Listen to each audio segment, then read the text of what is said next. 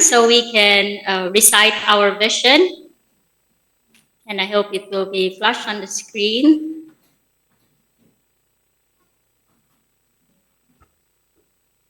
Right, let's do this. Let me just view that. There you go.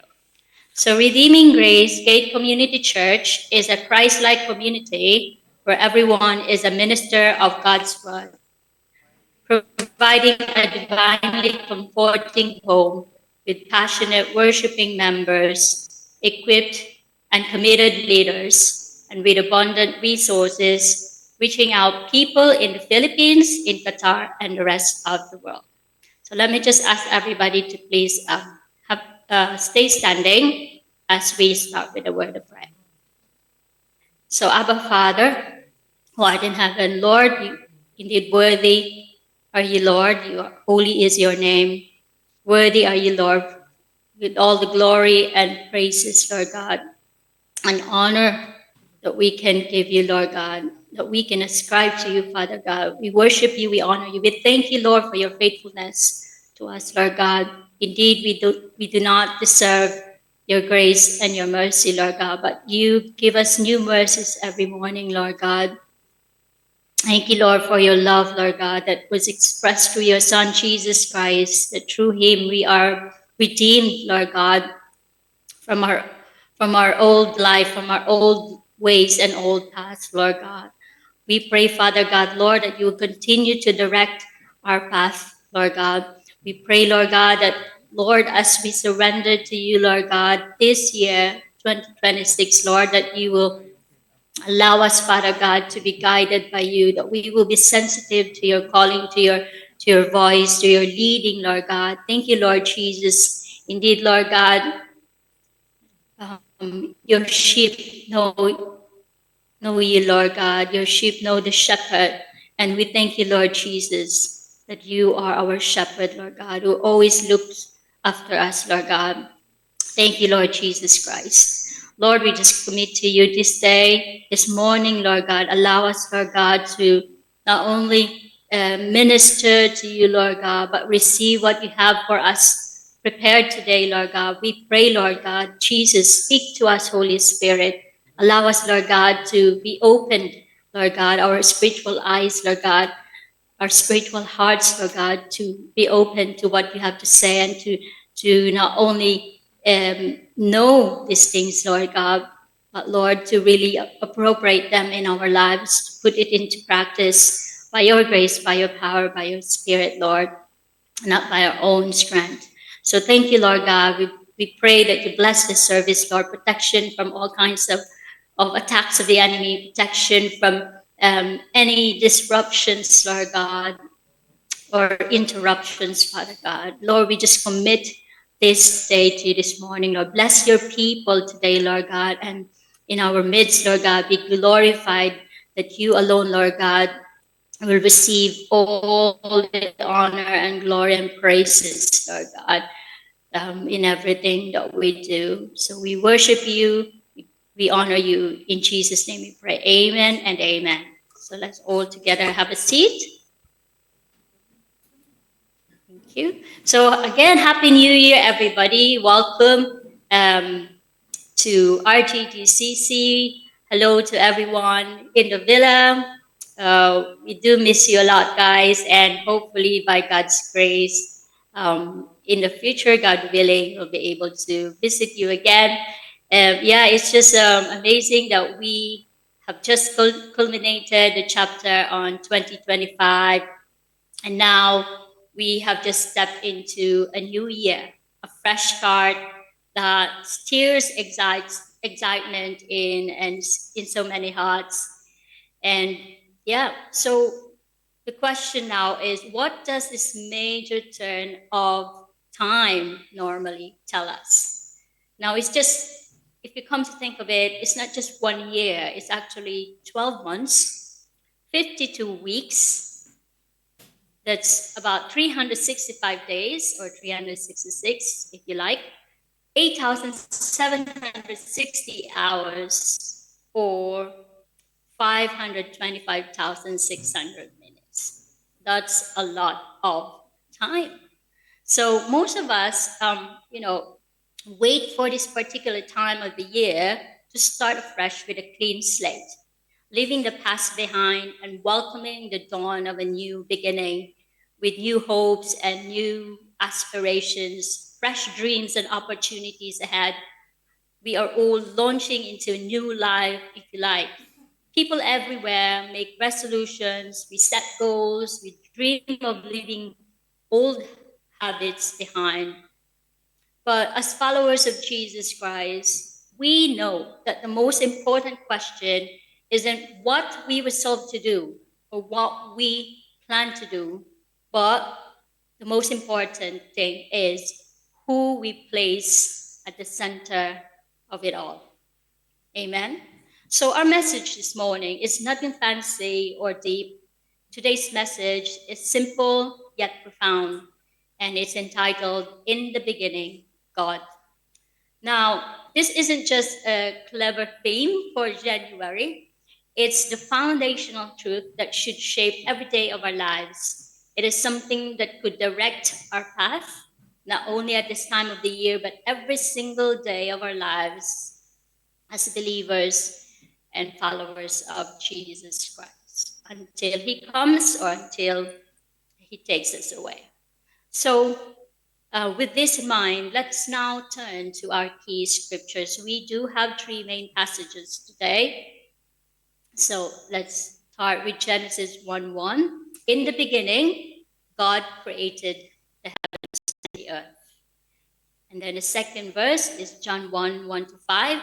In the beginning was the Word, and the Word was with God, and the Word was God. He was in the beginning with God. All things were made through him, and without him nothing was made that was made. In him was life, and the life was the light of men.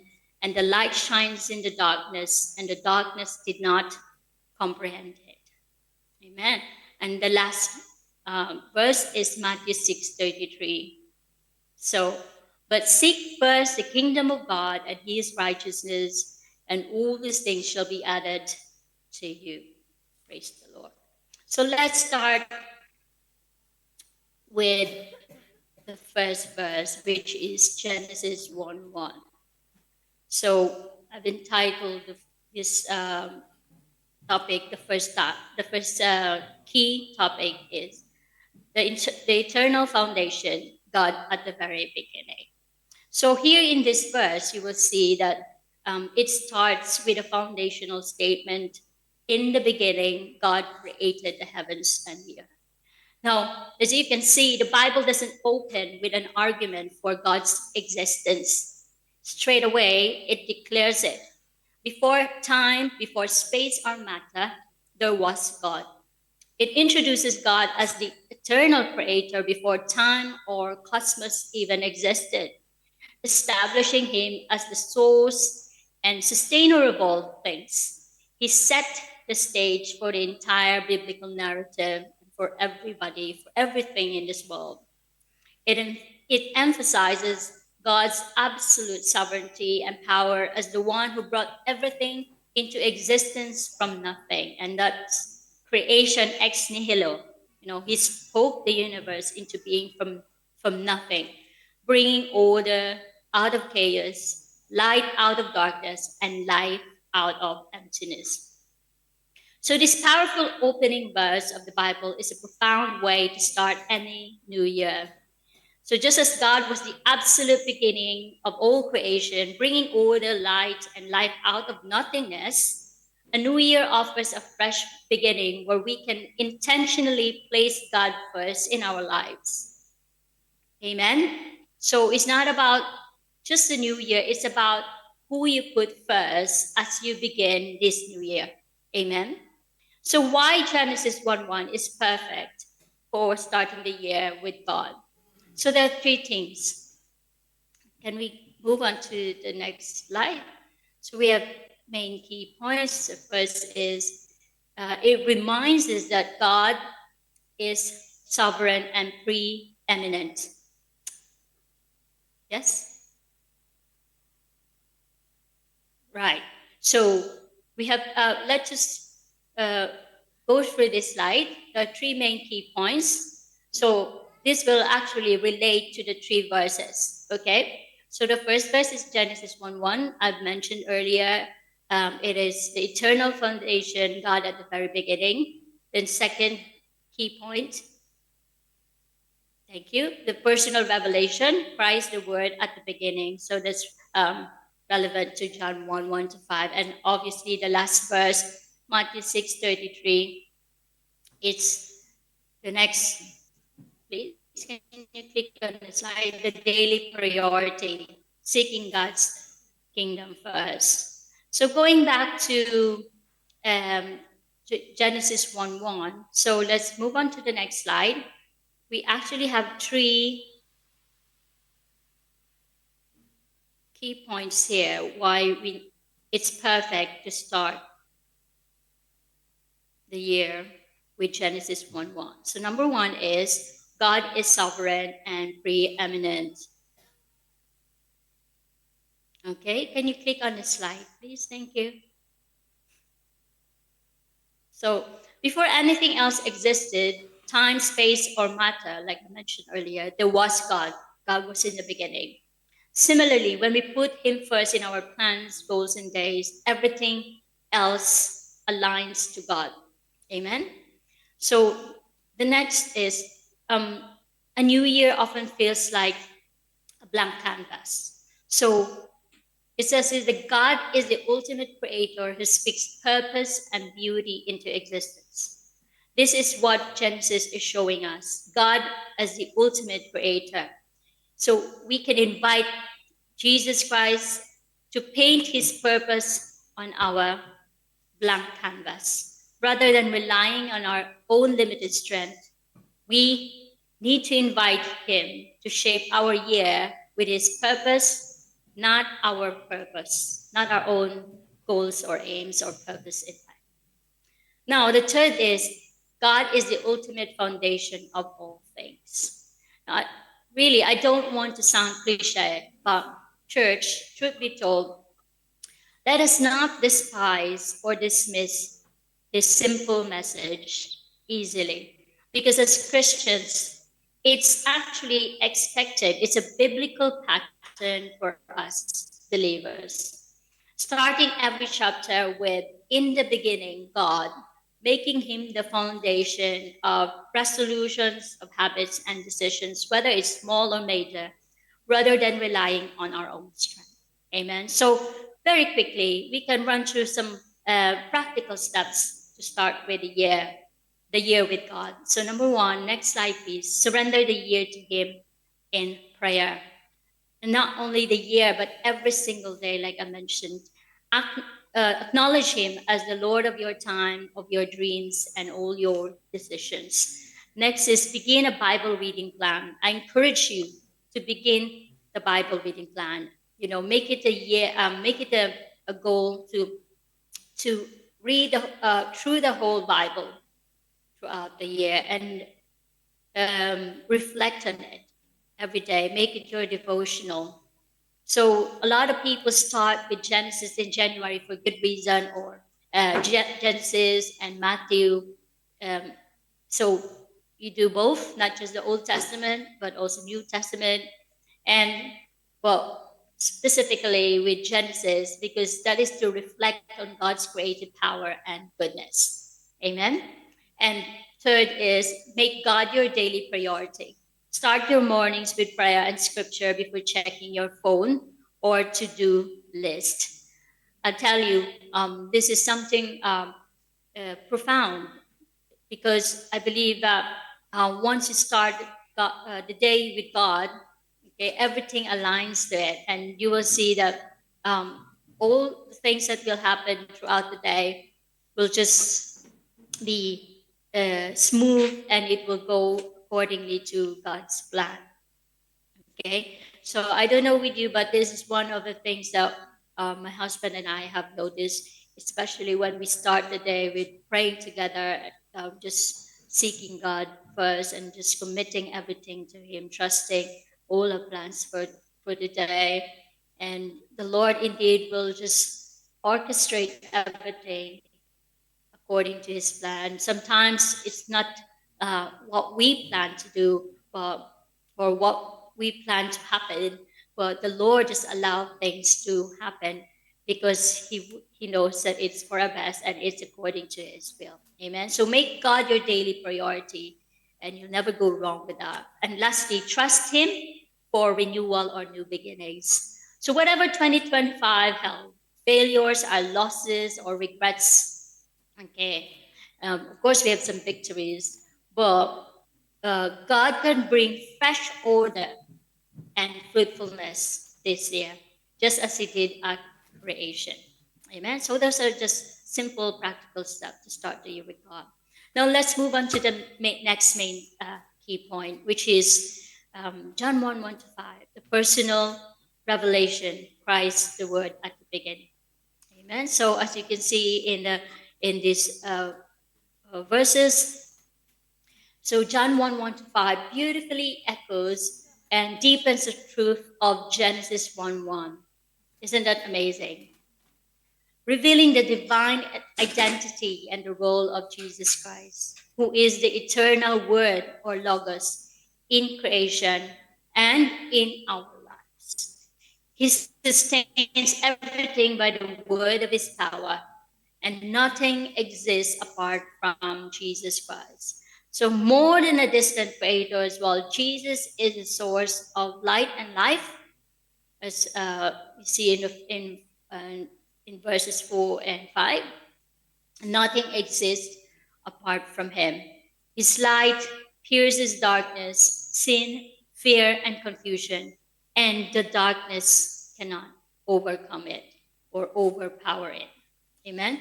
So let's now delve into this a little bit deeper and have a look at the profound connection between Genesis 1:1 and John 1:1 to 5. So let's move on to the next slide. So the first message there in verse 1, in the beginning. So even in Genesis, okay. So as you can see, both Genesis 1:1 and John 1:1, both passages open with this phrase, linking the Old Testament creation account directly to the New Testament revelation. Amen. So Genesis tells us who began it all. And no doubt it's God. John tells us, however, in the New Testament, how and through whom. And that's the Word who was with God, was God, and through Him all things were made. That's in verses 1 to 3. So, I mentioned, nothing exists apart from Him. He is the agent of the Genesis creation. So, as you can see, that's so beautifully crafted, linked to Genesis 1. This means that we can start the year placing God first, as in Genesis 1:1, and we are ultimately also placing Christ, the living Word. So that's, can you click on the slide? So that's the second point here. Christ, the living Word, at the center of it all, at the center of our year and of our life. So it means that He is not a distant creator, but the pre-existent personal God that you think, who's there, and like it seems like in Genesis 1 when He's quite far, He's a distant God, but actually, if you linked it with John 1:1, He's actually a personal God who brought everything into being because He did not stay as just a creator, okay? He is the Word and He became flesh. As we can see that further on in the same chapter in verses, after verses 5, that's 6 to 14. So He is the eternal God, the source of all creation, life, and light. He came to His own, but He was rejected. That's why it says that the darkness did not comprehend it. So those who received Him, He gave the right to become children of God. To those who did not comprehend or did not accept Him, who rejected Him, obviously they could not overpower him. But those who receive him, we were given the right to become his children. Okay? And then the next key point is light and life. In him is true life, the source of all vitality. Just go back to the last slide, please. So life and light. In him is true life, the source of all vitality, purpose, and spiritual renewal. This life is the light of man, piercing the darkness of sin, confusion, of fear, or hopelessness. So even in a world of darkness, the light that shines and dimmed, and it shines in the darkness, but this darkness can never extinguish it or comprehend it. So just as God spoke light into existence in Genesis, Jesus is the living word who speaks light and life into our new life or new year. So no matter what darkness lingered from 2025, his light invades our new year victoriously because we surrender it to him. For 2026, no baggage from last year can extinguish Christ's light in you. So he speaks renewal into your story. And this should be our condition, our not just our proposition, but it should be our position as we enter 2026. He speaks renewal into it. And just as he spoke creation into the beginning, the Lord speaks new life, new beginning to you this year. So there are practical steps to live this out. Next slide, please. Immerse yourself in the word daily. So begin each morning in the scripture, letting Christ's word shape your thoughts and plans. So not just pray, but devote yourself to reading and studying the word in every morning. Immerse in God's word. As when you immerse in God's word, you actually immersed in his presence, because we know that Jesus is the word. As you study the word, you study Jesus Christ.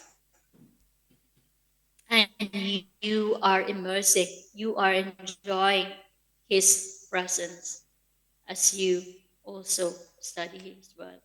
Amen. So second is receive his life and life. So pray for a fresh spiritual vitality and illumination for all your decisions, your relationships, and all your challenges ahead. Allow God to give you that fresh vitality, to give you clarity. If it's a major decision, don't just pray, but pray and fast as well. So we did that early this week. And for those who are still planning to have their fasting, I encourage you that. I encourage you that, because especially if you are planning a big thing this year, and allowing the Lord to just come and surrendering it to God, just casting it to his feet, and allow him to just move and have his way in your life. So not only receive his life and light, but allow God to also make you a light bearer. That's why the third practical step is walk as light bearers. As his light shines in you, reflect it to others through kindness, through hope, through the truth, by sharing the gospel of the good news. Okay? So like a light, you emit you reflect that light that you have, that you source from God himself. Okay? Allow yourself to be a light bearer. And lastly, trust his sovereignty. Now, since all things were made through him, nothing in your year is beyond God's creative and redemptive power. So this is how we trust his sovereignty, because I believe that whatever happens, God still work behind the scenes. Okay, and especially if we already surrendered it to him, if we resolved in the beginning that, Lord, whatever I'm going to do, I'm going to commit to you, Lord, just allow me to direct my path. Because the Lord is faithful. He is faithful to do that. He will allow you, the Holy Spirit, to lead you, okay? And He will orchestrate everything, so that all things, okay, will come to pass according to His purpose. Amen. So the third message or key point that we have is, of course, from the verse Matthew 6:33. Seek ye first the kingdom of God and His righteousness, and all these things shall be added unto you. Now, as we step into a new year, this verse offers us a profound invitation. Okay. It's not just a practical advice, it's a call for us to reorder our lives around what truly lasts, and that is God and His kingdom. So it's next verse, slide. Okay. So it's a call to reorder our lives around what truly lasts. And we know that, and that is God and His kingdom. So especially at the time of fresh starts and resolutions, okay, we need our lives to be reordered again on something that truly lasts, or someone that truly lasts. Next is also a call to start right, okay. So some people say it doesn't matter how you begin, as long as you end the year strongly, okay. Now, while we are encouraged to end well, however, for me, I personally believe that fresh beginnings are as important as strong endings. Okay. Sometimes along the way, we do make mistakes. Amen. But hey, it's not the end of the world. As long as we are still alive, we can be brave, we pick up ourselves, and begin again by God's grace. So this is just something that reminded me, while writing this message. I was once taught that, when you climb up a ladder, don't you think it's actually too late already when you're at the top of the ladder? Okay, and then by then you only realize you actually climbed the wrong ladder. So this is how it's important for us, to have start the year right. Okay, so that's why fresh beginnings are as important as strong endings. So it's just a shame that if you climb this ladder and you find out that when you're already at the top at the end of the year, it was actually the wrong ladder. It wasn't the ladder that God wants you to climb. It wasn't the path that God wanted you to take. So, like I mentioned, it's very, very important to start your year right. Amen. So I know, like I mentioned, you can start again, but then you have to climb climb down first and then climb up again. And by that time, it will be like, 1 year has passed and you cannot reverse time, right? You can just move on. Okay. So that's why start your year right. And also the third uh, point for this, it's a call for us to start with God. Most significantly, to start with God. It's very crucial to make sure we always begin with God, to know His will for us from the start, which is obviously a completely different, a whole sermon in itself, starting knowing His will. Okay, but in the end, you yield the greatest spiritual harvest or blessings from God when you start right and when you start with God. Amen. So obviously, early bird catches early worms, right? So when we reflected through the lens of Genesis 1:1 and John 1:1 to 5, now it becomes a timeless message about beginning with God, echoing the very origins of creation and the eternal light that guides us. So Genesis 1:1, it sets the stage. In the beginning, God created the heavens and the earth. Everything starts with God, not chaos, not human effort, but divine initiative. The universe unfolds from His world, from His word, establishing order, purpose, and life. So this beginning isn't just a distant historical event, it's a pattern for our own lives. That's why our title, In the Beginning, God, is the pattern.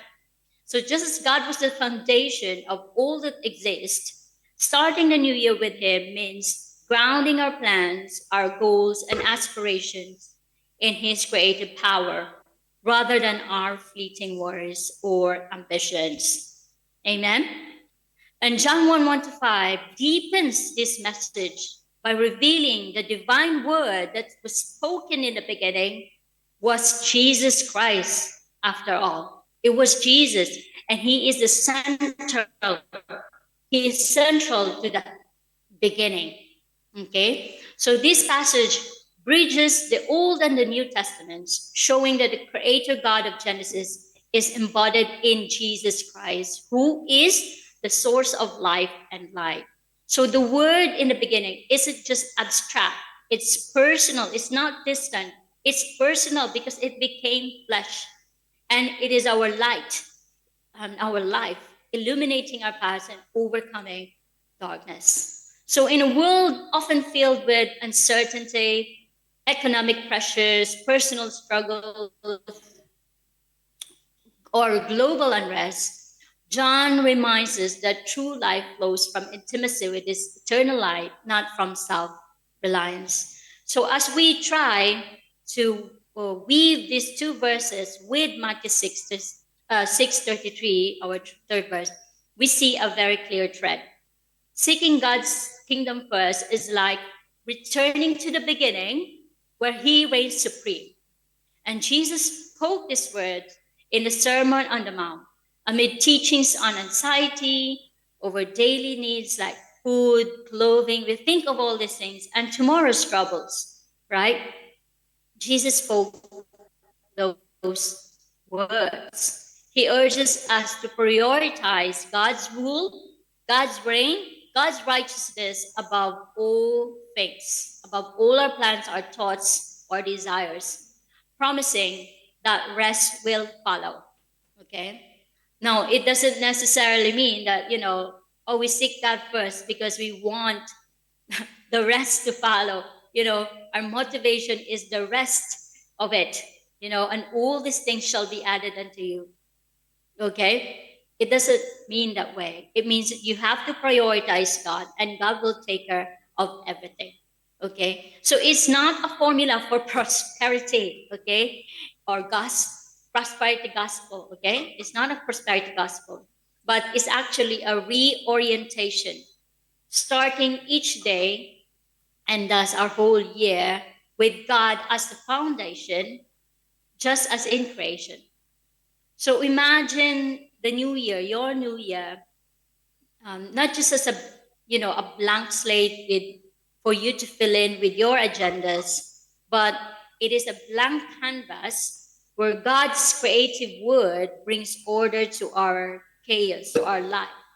And His light will bring, illumination or, yes, light to our shadows, to everything that, uncertainties that we have. Surely, because we don't have foreknowledge like Jesus Christ or God. Okay, we don't have this foreknowledge. We cannot see what's going to happen. So, but when we allow God to be the foundation of that year, of our year, okay, we allow God to just bring His creativity into that blank canvas, okay, weaving His purpose into our lives. So practically, this might mean beginning your mornings in the, like I mentioned, in prayer, scripture, aligning your decisions with God's values, with God's will and purpose, and trusting Him with the unknowns. So, as the light in John overcomes darkness, seeking Him first equips us to face 2026 challenges with hope and not fear. It's an empowering start. God, who spoke worlds into being and sent His word to dwell among us, invite us to build our year on Him, on God.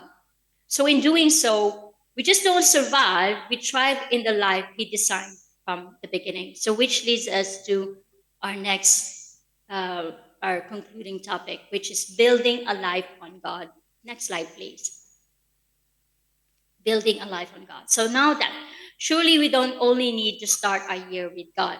Amen. So we also ought to build our entire life on Him, not just a year, but our entire life. Not just this time of the year as well, but our entire year. Okay, we build it on God. Now, what does that mean? So that means it should start with His will and purpose and ends with the same. So how do we know His will and purpose? Well, like I mentioned, we will absolutely find it in His Word because He is Word. Jesus is the Word. When we build on the Word of God, we learn of His will for us. We will know what God wants us to do. And by His grace as well, we are empowered to follow through our head knowledge with humble obedience, with surrender, and of course, godly wisdom. God gives us godly wisdom to, which is actually the practical application of what we have here, what we have learned here as we study His Word. And indeed, it's all by God's grace, not our human efforts, which obviously can only take us so far. So it's not about us, it's about Him and His Holy Spirit in us, His kingdom agenda. It's about utterly depending on God's Spirit and God's power. So next slide. I've learned this from I believe it was if I'm not mistaken, it was Derek Prince who said this. He said, it's not about, me keeping the fire of God going in me. I don't keep the fire of God going. It's the fire of God that keeps me going. Okay? So it's an act of God.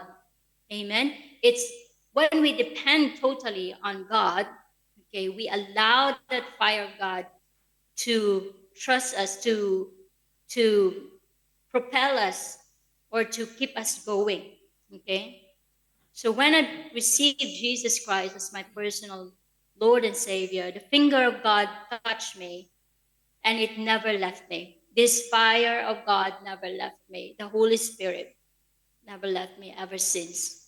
So when you are a Christian, okay, not because you are righteous, we know this, okay, Ephesians 2:8-9, but because Christ has saved you and His righteousness is now in you. That's why you are a Christian. You are not a Christian because you wear a cross, or you go to church, because, but because your Savior died on the cross for your sins. Okay? So the symbol doesn't mean anything if the truth in your life is not seen in your life. So it must be because of God. The fire of God keeps us going. Amen? So how do we do this? How do we build a life on God? How do we build a life with total dependence on God? Next slide, please. Building a life that loves. So this, yeah, yes, go back to that verse, please. To that slide. Yeah. So this is how we live it out. Okay. So there is something that we call a subtle enemy in this life. Okay. So we can have this warning, we can take it, and we can also take the encouragement that comes with it. Okay. So do not love the world. In 1 John 2:15-17, it says, do not love the world or the things in the world. If anyone loves the world, the love of the Father is not in him. For all that is in the world, the lust of the flesh, the lust of the eyes, and the pride of life, is not of the Father, but of this world. And the world is passing away and the lust of it, but he who does the will of God abides forever. Amen. So if you want to live this out, building a life on God, we also need to confront the subtle enemy. Okay, the three temptations, and especially the pride of life, because the pride of life is actually the desire for independence from God. Okay, so as Derek Prince once said, the original sin in the garden wasn't just eating the forbidden fruit. It was actually declaring, when Adam and Eve ate the fruit, they're declaring, I can handle life on my own. I don't need God. Okay? So it wasn't just eating the forbidden fruit that God did not allow them, but it was actually saying, I can handle my life on my own. I don't need God anymore. Okay? So you know that that's the root of most struggle today, and even from then on. Okay? And the world um, is struggling with these three temptations: the lust of the flesh, the lust of the eyes, and the pride of life. Okay, especially the pride of life. So these three original temptations is also found in Matthew 4. Jesus actually faced them. Amen. So let's move on to the next slide. There were three original temptations. So the lust of the flesh. This is when um, the fruit of the tree was good enough for food. Okay, probably they were already hungry at the time and they were tempted to eat that fruit. Okay, that's why um, the lust of the flesh means craving for something, like physical pleasure, physical, craving senses, and for comforts like food, drink, sex, entertainment. An example of this is Jesus Christ when he was tempted, okay, by the enemy in Matthew 4. Okay, the enemy told Jesus, "Turn the stones into bread to satisfy your hunger." Okay, but how did Jesus respond to this? What's the solution? Jesus said, he answered and said, "It is written, man shall not live by bread alone, but by every word that proceeds from the mouth of God." Amen. Wow. So that's really how that's an antidote to that temptation, the lust of the flesh. If you remember that every word proceeds from the mouth of God and you feed on that, not just by bread alone. That's why it makes sense to start this year with God, in the beginning, God. Okay, so you're being reminded that you don't just get tempted, exchanging God's presence or God's word with uh, physical comforts, okay, like food, drink, sex, and entertainment. Okay, so that's the first temptation. Second is it was pleasant to the eyes, so that's lust of the eye. It's wanting to possess things seen. Okay, what are these things? Like money, possessions, luxury, or status symbols. So when the enemy was showing Jesus all the kingdoms of the world in Matthew 5 to 6, okay, how did Jesus answer? So in verse 7, Jesus said to him, "It is written," again, going back to the word, he said, "You shall not tempt the Lord your God." Okay, so last of the eyes, solution is do not tempt the Lord your God, meaning put God first, and worship God alone. Okay, okay, so do not allow this cravings for things that you can see, like this luxury, this possession, the status symbol, to be someone great, achieving a lot of things, you know, um, just uh, rob you of the opportunity to allow God to rule in your life. Amen. So that's the second temptation. And the third is the pride of life.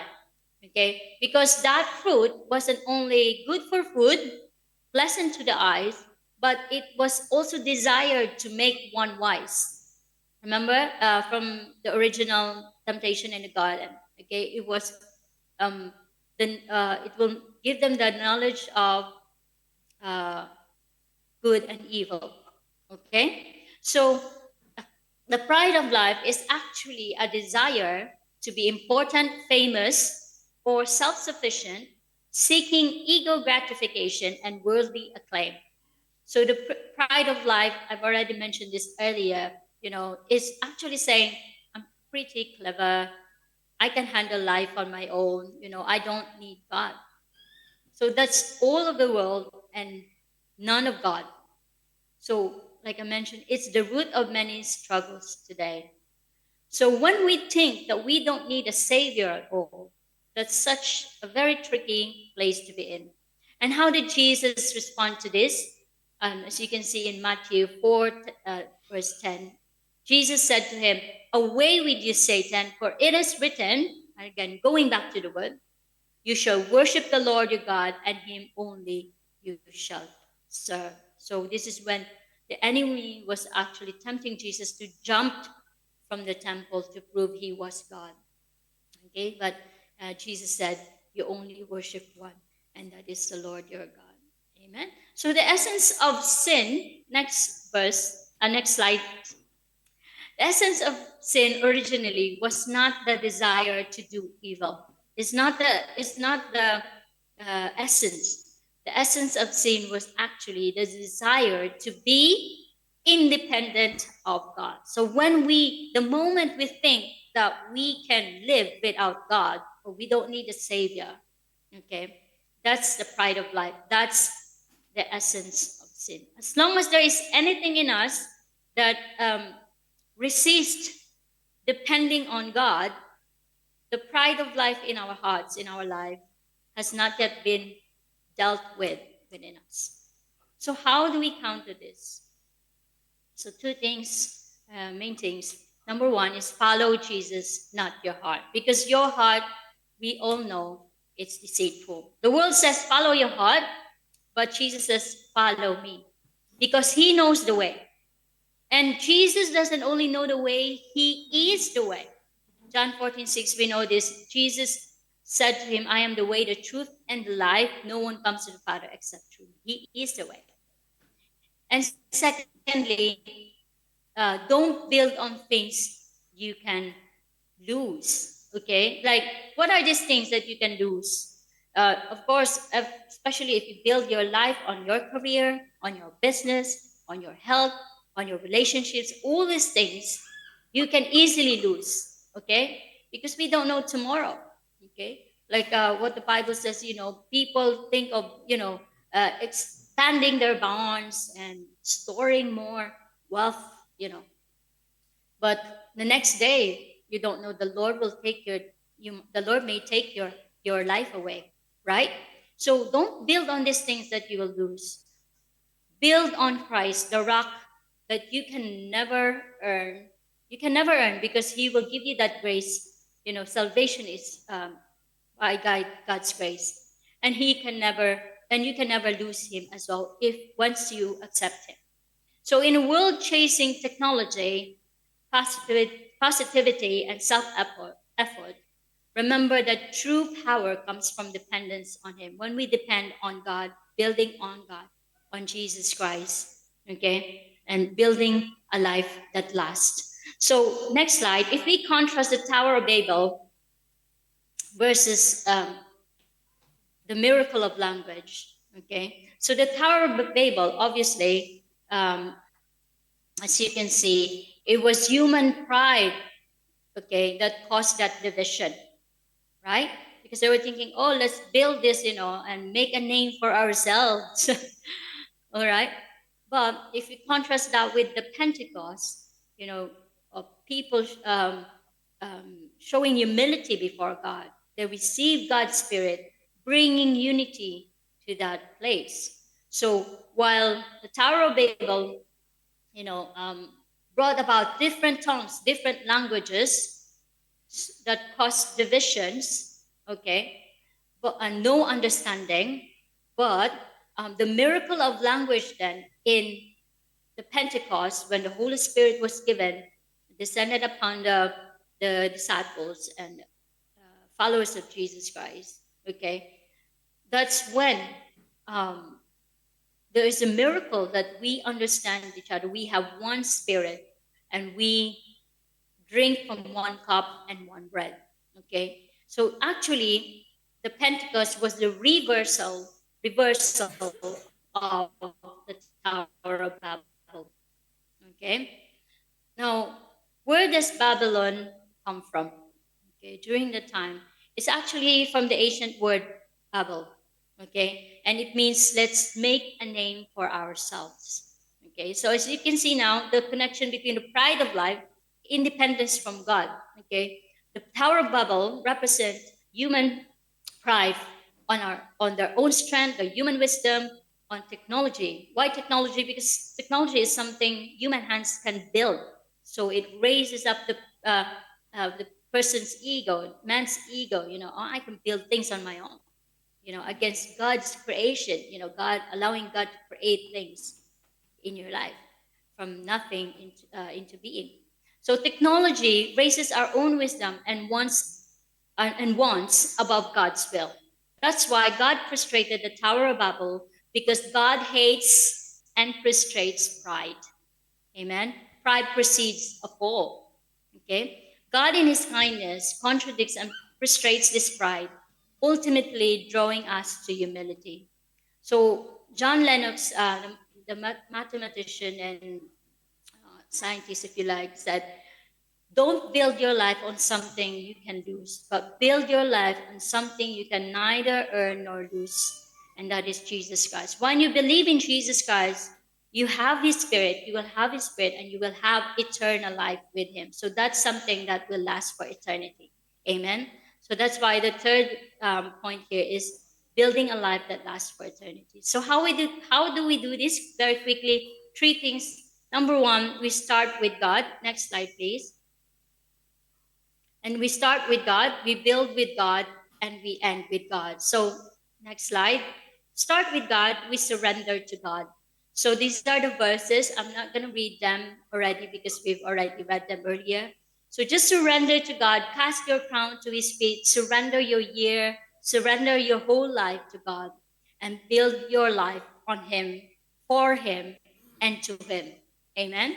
So, second is seek God's face and presence. That's how you start with God. So, like the early church in Acts 13, if you read it in your own self study, the people, the followers of Jesus Christ, ministered to the Lord first. And how did they do this? They fasted, they worshiped, and then they listened. Okay? So that's how you minister to God. When you seek God's face, okay, you don't only pray, you fast, you worship God, and then you listen. Allow God to speak to you as well. They ministered to the Lord and fasted. They heard from God. Because that's when you hear from the Lord, when you minister to the Lord, you wait on Him, and the Lord will speak to you. Okay? So, very seldom a church today hears from God. But I really appreciate that this church, we always make it a point that we not only pray, but especially this week we had our fasting before our prayer, um, a weekly prayer time. you know that's when God honors it. God honors it because you're actually ministering to God and allowing God to speak to you. There will be clarity after that fasting. Amen. And lastly, how to start with God is be still. Okay. So be still and know that He is God. Know that He is. Why do you need to be still? Because you know that He is God, and God is trustworthy. As we were singing this morning, God is faithful. He has always been faithful from the beginning. So that's why we can trust Him. If God wasn't trustworthy, okay, everything else will fall, right? So when you trust in a trustworthy God, you know that you can be still. So trust in God with the unknown. Trust God in the valley of Elah, like how David, picked up those stones in the valley of Elah. The Lord provided the perfect stones for him. Okay, the Lord provides. He does not only promise, but He also provides. Amen. So just read through Matthew 6:25-34 very quickly. Therefore, I say to you, do not worry about your life, what you will eat, what you will drink, nor about your body, what you will put on. Is not life more than food, and the body more than clothing? Look at the birds of the air, for they neither sow nor reap nor gather into barns, yet your heavenly Father feeds them. Are you not more value than they? Which of you by worrying can add 1 cubit to his stature? So why do you worry about clothing? Consider the lilies of the field, how they grow. They neither toil nor spin. And yet I say to you that even Solomon in all his glory was not arrayed like one of these. Now if God so clothes the grass of the field, which today is and tomorrow is thrown into the oven, will he not much more clothe you, O you of little faith? Therefore do not worry, saying, what shall we eat? What shall we drink? Or what shall we wear? For after all these things the Gentiles seek. For your heavenly Father knows that you need all these things. But seek first the kingdom of God and his righteousness, and all these things shall be added to you. Therefore do not worry about tomorrow, for tomorrow will worry about its own things. Sufficient for the day is its own trouble. Okay? And the second thing, next is building with God. How do we build with God? So not just start with God, but build with God along the way. Seek his plan above your own. So after seeking God, of course, like I mentioned, you listen, seeking his will and his agenda and his purpose. The important thing now is to know what God's plan is. So how can we hear from God? The world offers a lot of fake stuff. It's all loud talks, it's all rubbish, but there's no power behind it, devoid of authority, blah blah blah blah, like this. A lot of these things the world feeds us. Okay, they're all temporary and fleeting. So I encourage you to throw out the garbage, to bin all the rubbish, and plug into the ultimate source of power, and that is Jesus. Jesus is the power. When you seek his plan above yours, he will give you that power to complete it. Amen? When you struggle on your own, that's a good sign already, or should I say, not good, but there's a red flag already that actually there's no power behind it. If you're struggling, it's too much struggle, right? But when God is in it, you know that it's God's plan. You don't have to really struggle because it will just flow. God will allow you, supernatural power, to have this supernatural power. Amen. And you don't only seek this plan, but you also show this, manifest God's glory in your life by the power of the Holy Spirit. So if there's no growing desire for us to change our life or to change ourselves, no hunger for holiness, we need to pause and ask, Lord, am I really truly living as a follower of Jesus Christ? Or am I just wearing the label or the name that I'm your follower? Okay. So Ephesians 4, 17 to 19, warns us against hardened hearts leading to futility. Okay. So if we don't see a change or even a desire to change in our own life, we must ask ourselves this question again. Are we living the Christian life, or are we just taking the title, deceiving ourselves? And lastly, end with God. God can only sustain what he begins. So what God begins, God ends. We know that in Philippians 1:6, right? Being confident of this very thing, that he who began a good work in you will complete it until the day of Jesus Christ. Amen. So the goal is his presence. Amen. And the reward is also his presence. And that is heaven. And heaven is not just a state, it's actually the presence of God. Wherever Jesus is, that's heaven. Amen. So the ultimate reward is not success or comfort. It's actually his presence now and forever. Let's make that I know it sounds cliche, but actually there's a very truth in it. There's a profound truth that we need to follow. And lastly, God makes all things work for good. So all things work, and we know that all things work together for good to those who love God, to those who are called according to his purpose. So we know God takes everything in our life, the good, the bad, and the painful, and then weaves them together for your ultimate good.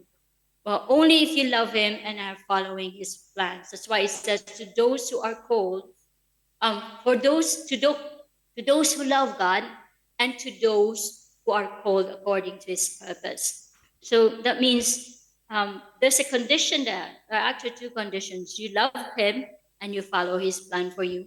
And everything, literally everything, both your joys and successes, your failures, but and also your failures, hurts, losses, and struggles, God will work things together for good. Okay? And who gets this promise? Only those who truly love God, who truly trust Him and obey Him, and who are called, meaning they have responded to His invitation to belong to Him. So if you love God and are living for Him, you can trust that nothing in your life is wasted. Even the toughest moments aren't random. God is using them to shape you for something better and something good, to bring about his good plan. It's not it's not just Romans 8:28 is not a guarantee of an easy life, but it's a promise of a meaningful one with a hopeful ending. So who's ready now for God to direct your 2026? Okay? Let your heart be holy this year. That's my prayer. Let your heart therefore be perfect with God, the Lord our God, to walk in his statutes and to keep his commandment at this day. My prayer is that our 2026 will be filled with God's presence. From the very beginning, he who created all things, and then we walk with him, we build on him, our life with him, and we end it with him because he is the one who can create something beautiful in your life this year and all the days of your life. Let's all stand and pray. So, Abba Father and Lord, we worship you, we honor you, we glorify you. We thank you, Lord, for your word today, allowing us, Lord, to be redirected, Lord, to be realigned to you, Father God. Thank you indeed, Lord, that you remind us, Father God, that indeed, Lord, there is no one like you, Lord God, and you're the only one who is trustworthy and and faithful, Lord God. Indeed, you are the one, Lord God, who is all powerful. You're everlasting, Lord God, and you can make all things work together for our good, Lord, according to your will and purpose, Father God. Thank you, Lord Jesus, that you are sovereign. You uphold all things by the word of your power, Lord God. You sustain us, Lord God, by your Spirit, Lord God. We thank you, Lord God, indeed, that, Lord, as we surrender our year, our life to you, as we seek you first, Lord God, Lord, and as we be still, Lord God, and allow you, Lord God, to just weave all things, Lord God, according to your purpose, Lord God. Lord, we know, Lord God, that you will make things, Lord God, happen for our good, Lord God. So help us, Lord God, by your grace, by your spirit, Lord God, to have this surrender, the spirit of surrender, spirit of obedience in us, Lord God. Lord, not to um, depend on our own human strength, Lord God, which is very limited, Lord. Lord, keep us, Lord God, from the pride of life. Give us a supernatural strength, Lord God, to really, Lord God, be dependent on you and on you alone, Father God. Lord, forgive us for any struggle or any desire, Lord God, to be independent from you, Father God. And allow us, Father God, to just cast everything to your feet, Lord God. Speak life into us, Lord God. Speak light into us, Lord, as we surrender to you, Lord, and allow your divine wisdom to guide us throughout this year. Thank you, Lord Jesus. We just desire, Lord God, that you be glorified in all these things, Lord God, as we seek you first, as we seek your kingdom daily, Lord God. For we know, Lord God, that, Lord, you are in perfect control of everything, Father God. And we just give you all the glory for all these things. Thank you, Father. We worship you, we honor you. In Jesus' name we pray, amen and amen.